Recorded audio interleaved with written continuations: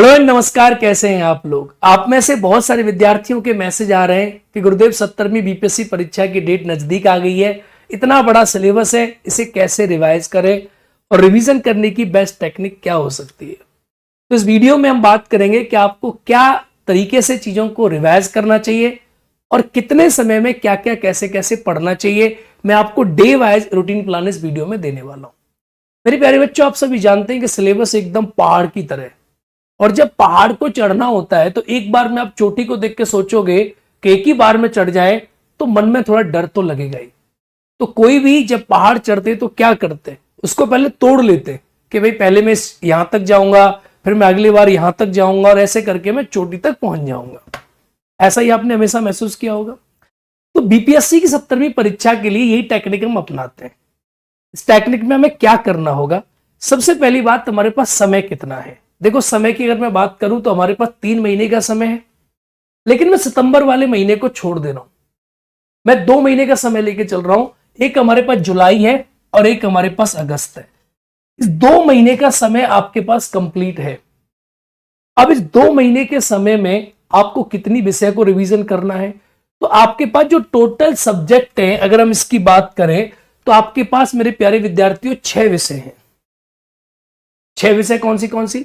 एक आपके पास हिस्ट्री है, एक आपके पास साइंस है, एक आपके पास करंट अफेयर्स है, इधर आपके पास पॉलिटी है, ज्योग्राफी और इकोनॉमिक्स है।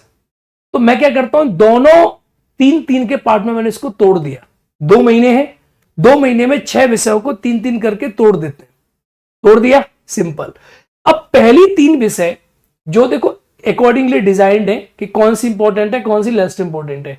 हिस्ट्री ही सबसे इंपॉर्टेंट है, हिस्ट्री, साइंस, करंट अफेयर्स तो मैंने पहले रखी है। पॉलिटी, ज्योग्राफी, इकोनॉमिक्स मैंने लास्ट में रखी है। अब क्या करेंगे, पहले महीने में हमारे पास 30 दिन है। अब बांट सकते हैं कि हमारे 10 दिन में बांट दे। दिन को आप 30 दिन और 31 दिन पर मत जाइए, आप सिंपली आप बांट लीजिए। पहले महीने में हमने 10-10 दिन दे दिए, 10 दिन हिस्ट्री को, 10 दिन साइंस को, 10 दिन करंट अफेयर्स को। और दूसरे महीने में हमने 10 दिन फिर से दे दिए, 10 पॉलिटी को, 10 ज्योग्राफी को, 10 इकोनॉमिक्स को।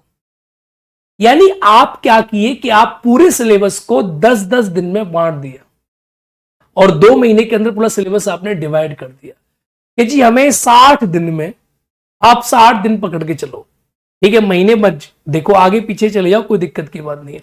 60 दिन में 6 विषय, हर विषय को 10 दिन आपने दे दिए। सर इस 10 दिन सब्जेक्ट को हम दे रहे हैं, अब इस अकॉर्डिंग आप रिवीजन करो। अब सर रिवीजन कैसे होगा? और फिर मैं आपसे अगली वीडियो में बात करूंगा अगले महीने के लिए कि हमें अगस्त में क्या, सितंबर में क्या करना होगा, उसको आप अभी छोड़ दो। अब इन 2 महीने को पकड़ के चलो कि सर 2 महीने में हम क्या करेंगे, कैसे करेंगे, कैसे रिवीजन होगा हमारे विषयों का। तो रिवीजन करने की बेस्ट टेक्निक क्या होती है कि हमने सिलेबस को तोड़ दिया। अब क्या करो कि आपके पास जो दिन का समय है, 10 दिन आपको इतिहास पढ़ना है, 10 दिन आपको साइंस पढ़ना है, 10 दिन आपको करंट अफेयर्स पढ़ना है। कई बच्चे क्या करते हैं कि वो एक दिन में कई सब्जेक्ट पढ़ते हैं, तो इससे क्या होता है, सिलेबस उनका पूरा नहीं हो पाता। आप अपने दिमाग को एकदम रेस्ट करके, आपको पता है आपके पास 60 दिन है, आप 10 दिन को टिक करके चलना कि सर ये हमने कर लिया, सर हमने ये कर लिया, सर हमने ये कर लिया। अगले 10 दिन सर हमने ये कर लिया, सर हमने ये कर लिया, हमने सर ये कर लिया। ठीक है, तो आपका दिमाग थोड़ा शांत रहेगा, बहुत हैप्पाजार नहीं होना है लास्ट मंथ में जाके कि सर एकदम सब कवर हो गया, आप सब पढ़ लेंगे, सब छोड़ दिया। नहीं, ये 10-10 दिन को ईमानदारी से पूरा करो। चलिए, अब 10 दिन आपके पास हिस्ट्री के लिए हो गए। अब आपको क्या करना होगा, जो आपका जो दिन का समय है ना, क्योंकि देखो हर बच्चे का पढ़ने का तरीका अलग अलग होता है। कोई सुबह पढ़ता है, कोई शाम को पढ़ता है, कोई दोपहर को पढ़ता है, कोई कैसे पढ़ता है, कोई वैसे पढ़ता है। तो अब आपको सिंपली करना क्या है कि जो आपके दिन का समय है 10 दिन का, उसको आप सब्जेक्ट डिसाइडेड है, पहले तो आपने दिन डिसाइड करती है, कितने दिन है, 10 डेज। आपके पास विषय डिसाइडेड है, सब्जेक्ट, क्या सब्जेक्ट है, हिस्ट्री। क्लियर है? अब आपको क्या करना है कि इस विषय को, जो दिन है हमारा, उस दिन को आप 2 पार्ट में तोड़ दो। एक पार्ट हो गया मेरे प्यारे बच्चे मॉर्निंग का पार्ट, और एक प्यारे बच्चे पार्ट हो गया मेरा इवनिंग का पार्ट। अब क्या करना है, रिवीजन में 2 टेक्निक यूज करनी होती है। एक तो होता है रीडिंग करना, एक होता है विजुलाइज करना, और एक होता है प्रैक्टिस करना। तो जब भी आप मॉर्निंग के समय पर क्या करें, आप 10 दिन तक इतिहास का रिवीजन करें। जो आपके पास कॉपी, उस कॉपी को आप रीड करें, उस कॉपी को आप पढ़ें प्रॉपरली, कॉपी में क्या लिखा है, और चीजों को याद करने की कोशिश करें। रीड करें मॉर्निंग में, आप जितना हो सकता है उतना रीड करें। आपके पास 10 दिन है, जबरदस्त तरीका से 10 दिन में और रिवीजन करें हिस्ट्री का। मॉर्निंग में पढ़ें। अब मॉर्निंग में जो आपने पढ़ा, 1 चैप्टर, 2 चैप्टर, 3 चैप्टर, 4 चैप्टर, जितना आप मॉर्निंग में पढ़ सकते हो आप पढ़ो।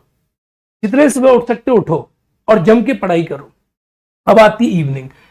इवनिंग मेरे प्यारे बच्चों शाम को 6 बजे से और रात के 10 बजे तक, 11 बजे तक, जब भी आपका मन करे इस इवनिंग के टाइम में, यानी पीएम, और ये जो टाइम है एएम का टाइम है, मॉर्निंग, इस इवनिंग के टाइम में आप क्या करें मेरे प्यारे बच्चे, प्रैक्टिस करें।